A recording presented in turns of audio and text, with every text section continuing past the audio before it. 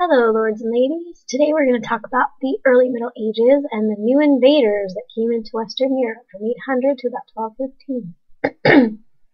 Today's objectives, meaning the things that you need to know. Now, every slide that I'm putting on here, other than the videos, which hopefully will play with this new program, will last for 45 seconds. So if you think you'll need more time than that, then please pause the video.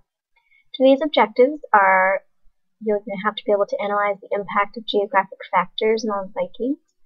You're going to have to explain why sagas are important to history. And we're going to want to identify the area of Europe Muslims did in fact control. So those are the objectives for the day.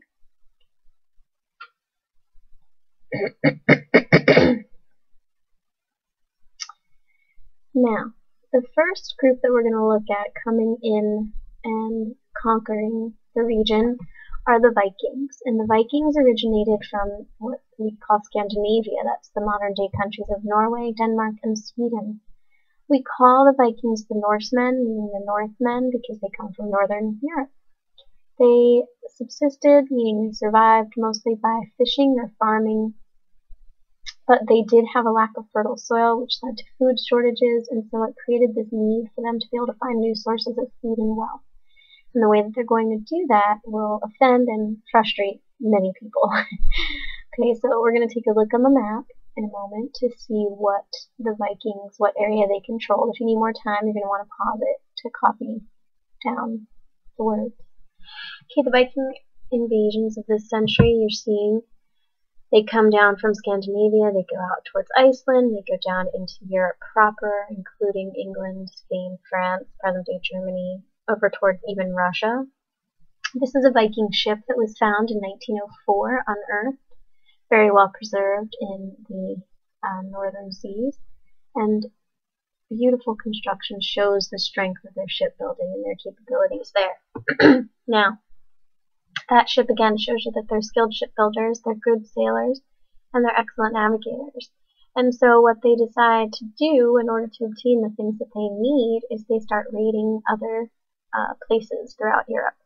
They go into England, they go into northern France, and soon they're all over Europe, even into the Byzantine Empire. One of their favorite targets are monasteries, because monasteries house a tremendous amount of wealth and quite often have a good amount of money and gold within their boundaries. So monasteries become a favorite target. You're going to watch a quick clip on this to see what I mean by that.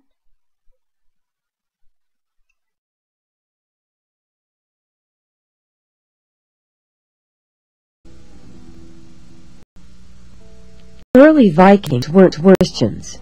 They worshipped their Norse gods, so the idea of raiding this Christian monastery didn't hurt them at all. 12 centuries ago, these buildings on England's Holy Island were home to a peaceful Christian monks. The monks who lived there had dedicated their lives to serving God, and were famous for their beautiful handmade books. Their church was filled with fine religious objects that were gold and silver, decorated with precious jewels. And it was for treasures like these that on the 7th of June in the year 793, the first time they attacked Holy Island. One monk who lived through the attack left this description of what happened. They laid everything waste.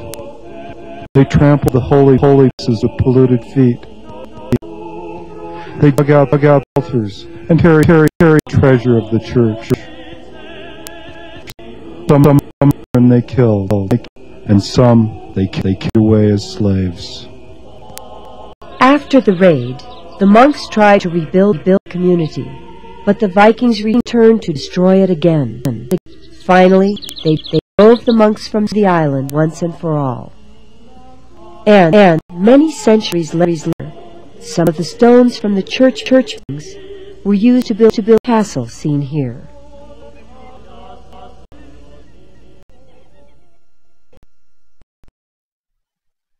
Now, the Vikings settled many areas, and the main area first that they settled was in Iceland in the late 700s. we know this because of their sagas, which are like epics, because they tell the tales of the heroes and the events that go on in the history of the Vikings. They got to Greenland by 982, and within 100 years, they had reached North America under the leadership of Leif Erikson, through Canada, obviously, and Rollo is going to go in and get pieces of France from the French, so that's going to help the Vikings as well. So take a look at this video clip that talks a little bit about what the Viking explorers in North America got. So you need to pause it now.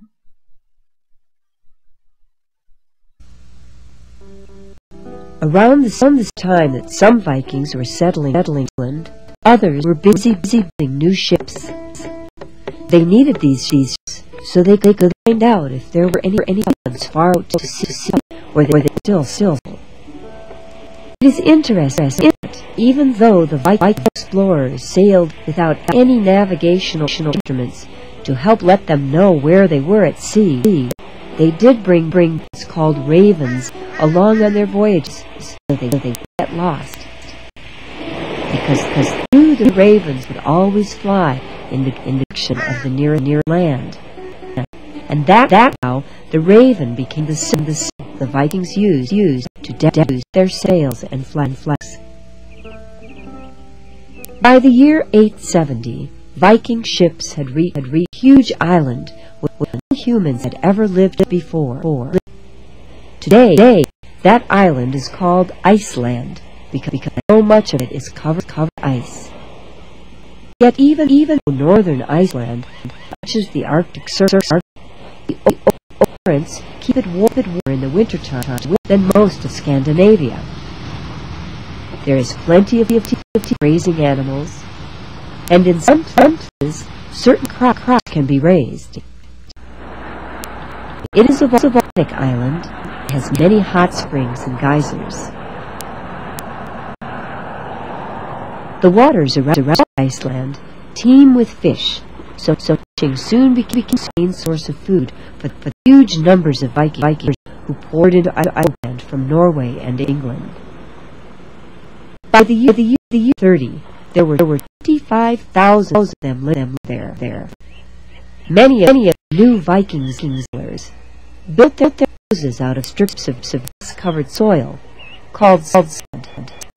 Settlers sod houses because there were trees for lumber on the island.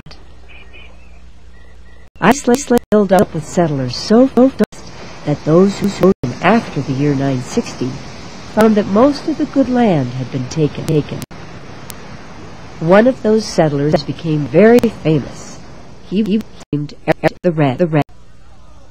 Eric got into a battle with a neighboring family of farmers and ended up killing them.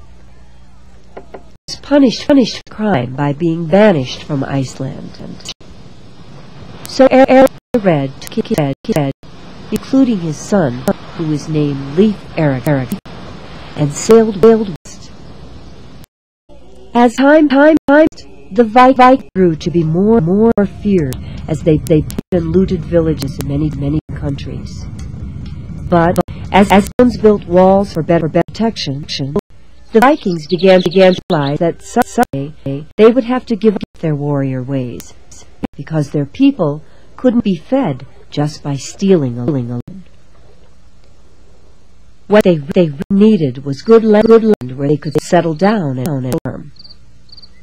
Where Vikings settled was the eastern part of England, where they built villages that looked a lot like they had known in Scandinavia. Let us see what a Viking village in England might have looked like 10 centuries ago. In England, after the Viking raiders conquered a certain area of land, other settlers from Scandinavia would arrive in small boats little. The new arrivals had to live in tents during the new houses was built. Because everything was done by hand, using simple tools, many months would go by before the houses were ready to be lived in. And when we were building, the women spent a lot of time cooking food. The stew pot was bubbling, and whenever they could, the women roasted meat as well. After the houses were finished, the Vikings were able to stop living in tents and were able to cook inside on fires that burned in pits in the floor. These fires also warmed the houses, but the houses had no chimney, so it was usually pretty smoky, because the only way the smoke could escape was through that roof that was made of reeds or straw. Since most Viking people farmed for a living, their villages were surrounded by fields where crops were grown, and by pastures and buildings for the farm animals. However, some Viking villagers were farmers. Instead, poor people made things by hand and sold them. Some made useful objects of wood. Some made pottery, while many villagers, even including the farmers, used to gather their sheep to make thread or yarn, which they would to on simple looms like this. Then the could either be sold or into clothes. Other villagers made things out of iron, and as this was a time when wars were commonplace, it wasn't unusual to find some village who sold things that could be used for different. You might even find someone made the armor called which from tiny iron rings and protected from arrows.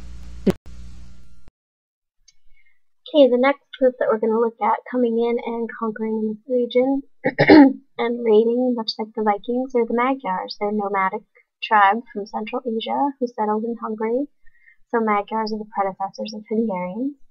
They were fierce warriors who rode on horseback, which was quite upsetting to many of the people around. They attacked and looted small settlements, much like the Vikings, in eastern France, Germany, Italy, and into the Byzantine Empire. And they were conquered by Otto the Great, who comes in and crushes them in the mid-900s. So the Magyars wreak more havoc in Western Europe at a time when the Western Europeans simply could not take any more. They were just not up for all of this craziness. The next and final group that we're going to look at coming in and again wreaking more havoc and creating more chaos in Western Europe, leading to the government structure we're going to look at tomorrow. The Muslims come in and invade. In 711, they had conquered Spain. And they hold it for 700 plus years, not all of it, but at least the southern portion. Muslim Spain was tolerant of other religions, which allowed it to flourish for a time. In 732, the Muslims were stopped in France at the Battle of Tours, and then they went into Europe and made smaller, faster raids, raiding Rome and destroying many churches, blocking the Byzantine trade, and cutting off Italy from its allies. So if you take a look at the map that shows you the invasions of the Magyars and the Muslims, you can see that Western Europe is under fire this entire time, and that's going to lead to the development of feudalism, which we'll talk about tomorrow. Have a good night.